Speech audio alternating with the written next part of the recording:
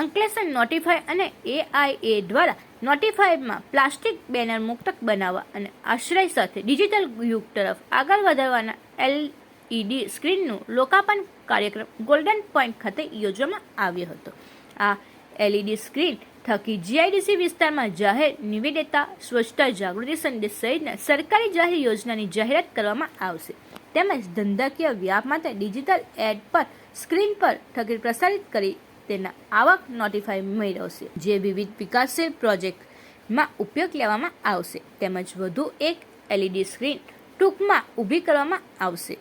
જાહેર સ્થળો પર લગાતા બેનરના દૂષણને લઈ દૂર કરી ડિજિટલ માધ્યમ તરફના આ અભિગમ અંગે વધુ માહિતી આપતા AIA પ્રમુખ વિમલ જેઠવાએ જણાવ્યું હતું કે આગામી દિવસમાં નોટિફાઈને પોતાની એક ડિજિટલ એપ આવશે, જેમાં નોટિફાઈને લગતી સમસ્યા અને ફરિયાદનું નિરાકરણ સાથે ટેક્સ સહિત વિવિધ સેવાઓ પણ ઉપલબ્ધ હશે તેમજ ટ્રાફિક સમસ્યાને લઈને એશિયન પેન્ટ ચોકડી તેમજ સરદાર પાર્ક ખાતે ટ્રાફિક સિગ્નલ સુવિધા પણ ઊભી કરવામાં આવશે.